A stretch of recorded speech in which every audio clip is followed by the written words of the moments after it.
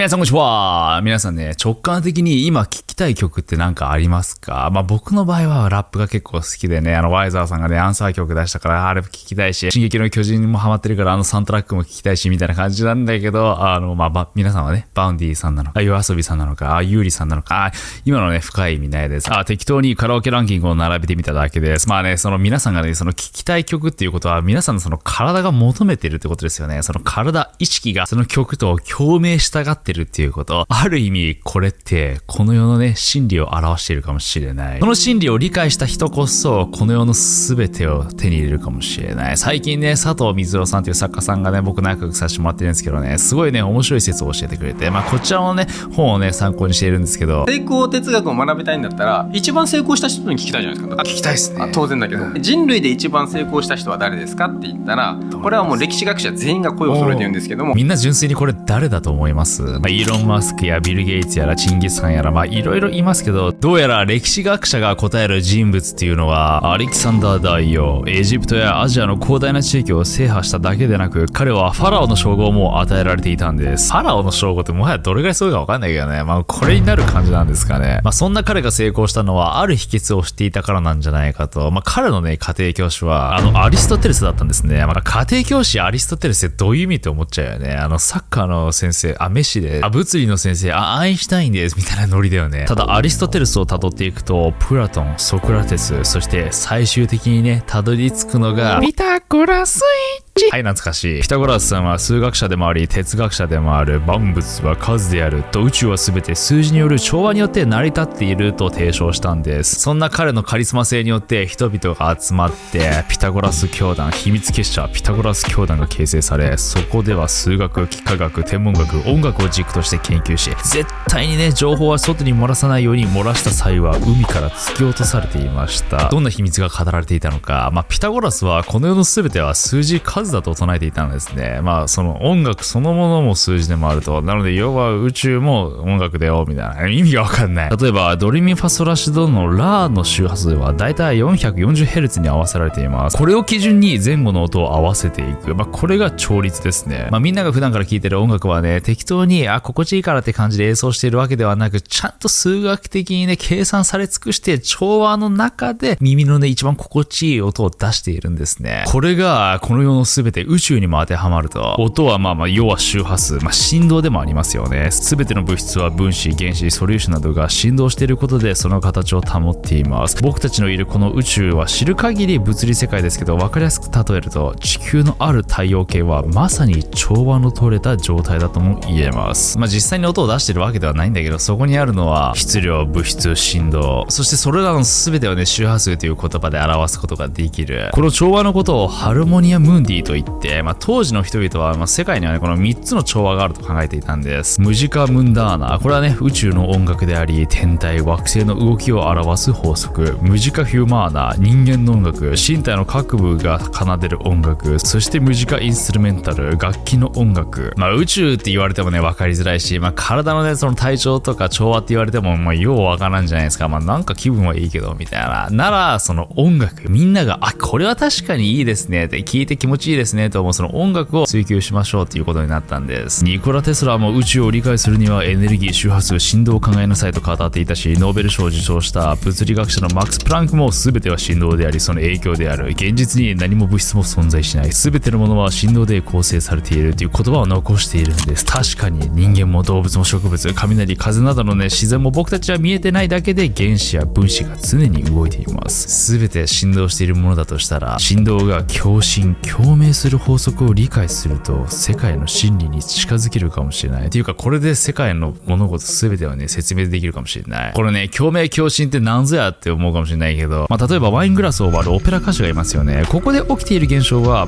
共振周波数といって、物体の持っている固有振動数と同じ周波数を与えると、その物体の振動が増幅されて強い揺れが起きるんですね。そして結果的にグラスが割れる。なんとなくわかりますよね。動いているブランココを増幅させるとき、このタイミングでは押しませんよね。このね、ブランコの揺れが最大化するタイミング、ここで押すことによって増幅される。これ全てですよ。もう僕にもね、この固有の振動数があるということ。これにも、マイクにもこの固有のね、振動数があるんです。全てのものに。これ共振共鳴、意外にね、バカにできなくて、大きな事件に発展することもあり得るんです。1940年、アメリカにあるタコマローズ橋がなんとこんにゃく状態になり崩壊してしまったんです。何が原因だったのか。地震でもなく、ゴジラがいたわけでもなく、なんと原因はたった風速19メートルという風。この風でねじれ運動が生じてケーブルが破断されて崩壊してしまったんです。1850年、フランスのアンジェで500人の兵隊さんがザッと進行していました。しかし徐々に橋が激しく揺れ、とうとう崩壊してしまい、226人が命を落としてしまったんです。なんと原因は敵の攻撃を受けたわけでもなく、ゴジラがいたわけでもなく、何回ゴジラ登場するねん。いや、ゴジラマイナス1めちゃくちゃ面白かった。僕2回見ちゃいました。なんと原因は彼らの足並みが揃いすぎて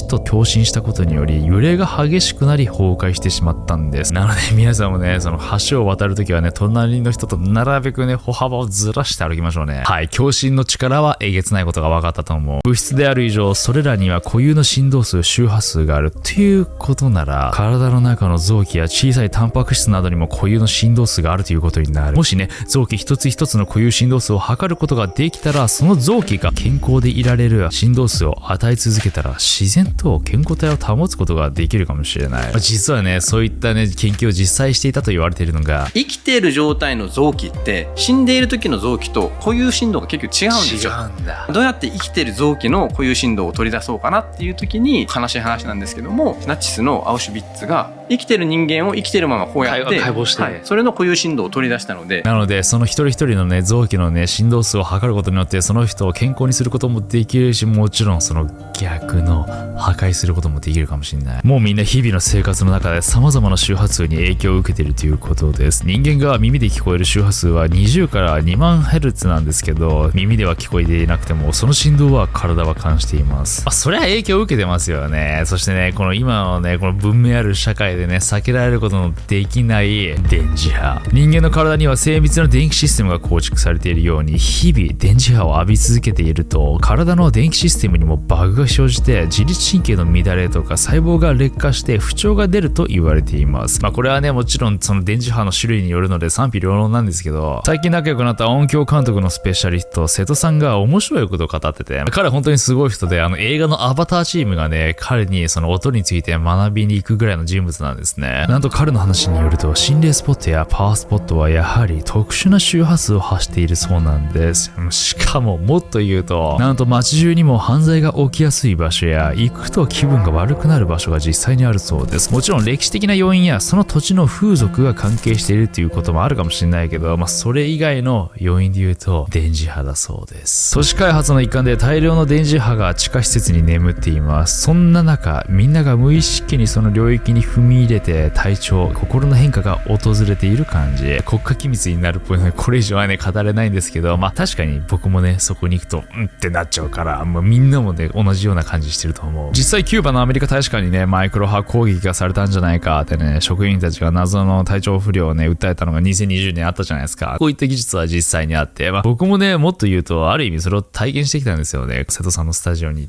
その 20Hz より下のね、重いね、周波数、耳では聞こえないんだけど、体にはよく漫画解除からさ、ざわざわざわみたいなのあるじゃないですか。これ全身にね、重圧がかかっているような感じが本当にするんですよ。これがすごくて。このように、この音やら周波数をね、もっともっと解明していけば、いろんなことにね、活用できそうですよね。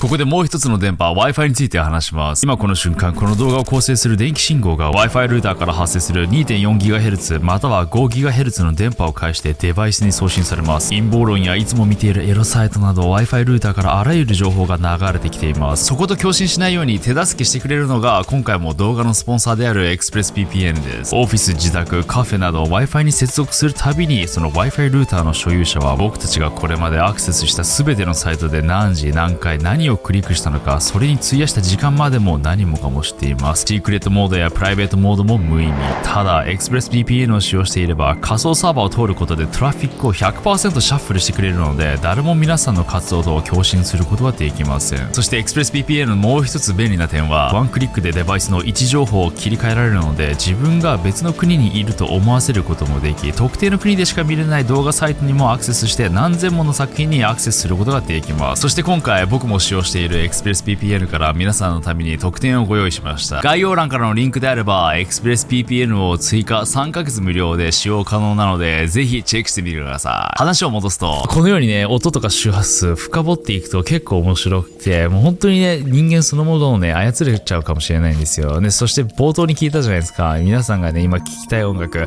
人間っていうのは、その無意識に体が求めていることをね、行動にしますよね。その意識なのか、その体そのものが求めていることを。喉が渇いたら水飲んで、眠かったら寝る。刺激が欲しかったら冒険しに行ったことのないね、お店に行ってみたりと。それと同じで、皆さんがその聞きたい音楽っていうのは、ある意味、それを求めていることであり、その音楽と共振していることでもありますよね。っていうことは、じゃあね、その曲を作った作曲家たち、彼らがどんな意思でその曲を作ったのかっていうのが大切になってくると思いません？ある作曲家が肝臓を悪くしているとします。その作曲家がその時作った音楽というのは悪い肝臓に効く音楽だという説があります。体が無意識に求めているのは肝臓を良くして元気な体をね、得ることなのでね、その作曲家がコンサートを開いたら肝臓が悪いファンばかりがね、会場に集まるなんてこともあり得るんじゃないかと。それで言うと、モーツァルトは生涯健康に悩まされていたんです。なのでね、彼の曲を聴くと頭が良くなるとか、体にいいって言いますよね。本当かどうかわかんないけどね。アーティストが実際に失恋をしてラブソングを作ったら本当にね、失恋に聴く音楽になる。何もない貧乏生活から成り上がってやるっていうハングリー精神から作った音楽はやる気の出る音楽になる。だから売れたら良くなくなるっていうジンクスが上がるんですかね。僕が好きなね、ラップとかは社会に対する不満とかをね、メッセージ性として社会風刺することがありますけど、僕もね、陰謀論都市伝説が好きです。もう社会に対してその不満じゃないけど、こういう世の中にしたいっていうその意思はある意味もう共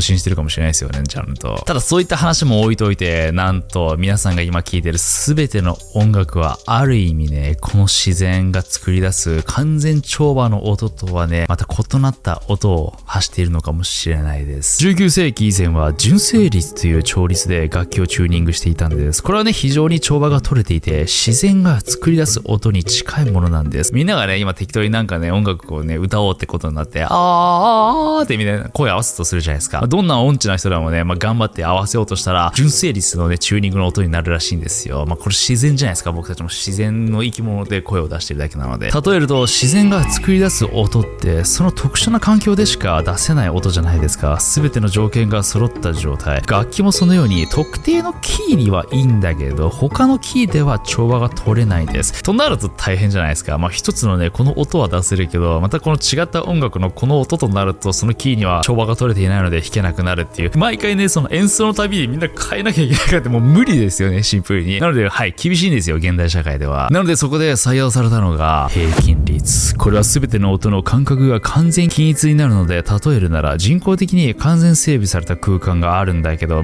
どこかがね、人工的で自然が作り出す景観にはかなわない感じ。けどね、何が起きるか分からない自然と比べて安全だし、みんな遊べるから重宝される。今から純正率、平均率、両方音を出しますね。皆さんはどちらが好きっていうか心地いいですか？耳に。あえてね、フェアに行くたびにどっちがどっちって言わないでおきますね。まずは A。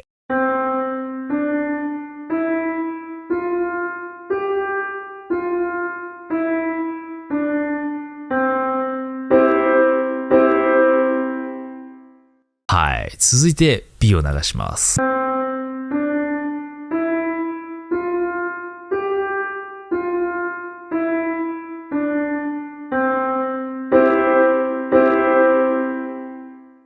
フェアに行くためにちょっと逆にしましょうか。じゃあ今度はね、B を先に流します。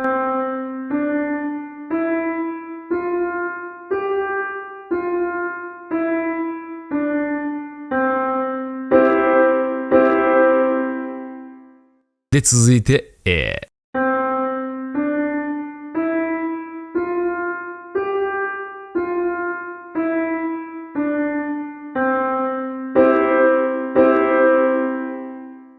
どうでしょう皆さん。答えは A が純正率で B が平均率でした。僕的にはね、確かに表示されるとすごい分かりやすいんですよ。これが純正、これが平均って言ったら、確かにちょっと不協和音かもしれないみたいな感じで。一般的にこの平均率の方が若干ね、不協和音になりがちならしいです。とはいえ、僕たちはね、生まれてから今までね、全員がね、この平均率を聞いているので、普段から聞き慣れてる音としては平均率を好む人もいるかもしれない。問題なのはここから。ちょっとずれたら分かるじゃないですか。でも本当にちょっとのずれなので、誰も気づかないし、心に作用が起こる。科学的にこれも解明したんですけども、気温に対して第三倍音っていうものがあって、ソの音なんですけども、これが今純正率ピッチではちょっとこっちにいると。平均率のソの音って鳴らされたら、自分はあまりにも物を持ちすぎてるっていう気分になって何か捨てたくなるんですね。今度ミの音っていうのを出されると自分はまだ何か足りないって前にこうなるっていうので何かを得ようとする、引っ張って得ようとする、この作用があって心に平均率の音を聞いてる限りこのままではダメだよ、何かを買わないと、いや何かを捨てないとってなるんですよ。音だけで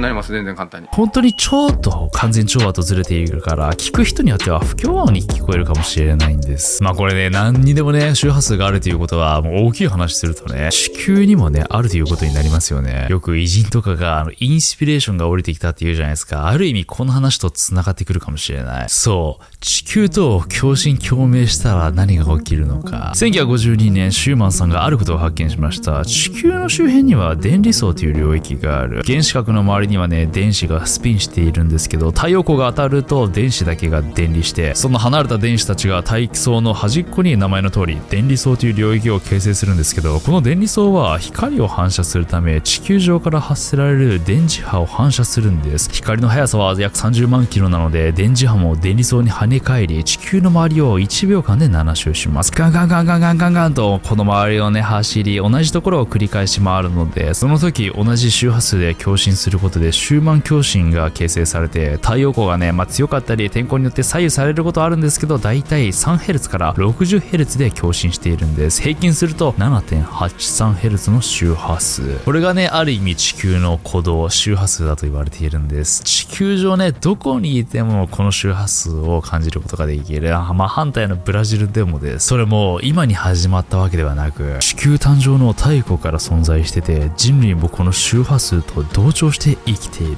っていうことは、このシューマン共振に太古から今までの情報が保管されているんじゃないかと、もしかして俗に言うアカシックレコード的な役割をしているんじゃないかと言われているんです。っていうのも興味深いことに、皆さんね、アイディアの 3B って知ってます？バス、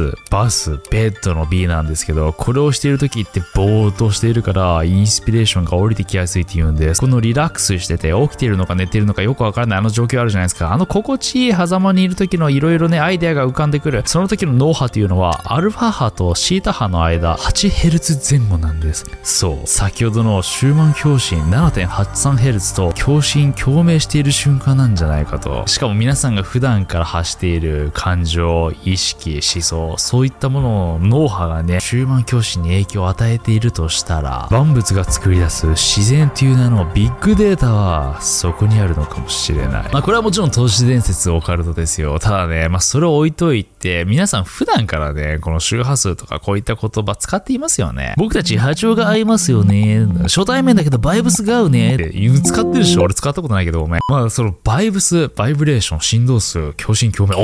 こういったところにも出てきてますね。人間同士も周波数の近い波長の合う者同士が仲良くなる。同じようなね、服装をして髪型も似ていて、思想や経済力、同じ音楽のテイスト、価値観も大体同じ。みんな自分の周り、友達5人思い浮かべてみてください。大体皆さんとなんか雰囲気なのか服装なのか、流行り物似たようなものを好きなのかって大体似てるでしょ。それって言い換えると周波数が近いということにもなるんじゃないかと。これ本当に分かりやすいもので言うと、冒頭に聞きましたよ。皆さんが今聴きたい音楽、そのアーティストのコンサートの風景思い浮かべてみてください。コンサートに入ってもいいんだけど、その入る前のさ、チケット売り場とかさ、列位を入る直前の入り口、あそこ思い浮かべてみて、ファン層みんな似たり寄ったりじゃない。これは全くディスも偏見もないですけど、客観的に見て、例えばビジュアル系のバンドのライブだったらバンギャと呼ばれる人種が集まる。ラップのライブだったらキャップ率高めの b ボーイたちが集まる。男性アイドルグループには黄色い声援が響き渡る。これって当たり前かもしれないけどさ、ある意味世の中の真理じゃない。部屋に入った瞬間ピリついてる感覚があったり、憂鬱な人が近くにいたら引っ張られることってありますよね。まさにあれなんてその人物が発している周波数に共振共鳴しちゃっている瞬間なんじゃないかと。メトロノームをねバラバラにねこうやってね開始したとしても数分後には全部揃う同期現象があるんですよ。これはね振動が台を伝って周りに影響し合うから起きる現象。これはね物理的な振動数だけじゃなくて皆さんのその普段から発する言葉、思想、感情、意識、そういったものにもね振動数があるとしたら、一番小さな波動って脳の思考なんで、心の揺れっていうか、一番大きい振動って宇宙背景放射って言って、宇宙の一番外側の振動が一番大きいので、中心ってどこかっていうと必ず観測者は私なんですよ。常に水面に水を投げ入れたら、波って徐々に長くなりますね。宇宙の果てに行くときはものすごい大きいけども、それ最終的に無限近点まで近づいたら、それって心なんです。心の振動が素敵。この宇宙を結局揺らしてる。なるほどね。もしも世界が、これ見てる人、あなたの世界が今とっても戦争とかで悲惨だったら、あなたの心が絶対最初に揺れてるんですよ。観測者が世界に対して観測結果を与える影響はそれ以外にないので、原理的に。だから世界が今悪く見えてるのはあなたのせいなんです。で世界をよく見てる人はあなたのおかげなんです。ここ次第で。壁が現実だとして、その壁から皆につながっている紐があるとします。壁につながっている紐は皆が動かない限り絶対に動かないですよね。そのように今皆さんが見ている現実は自分の心の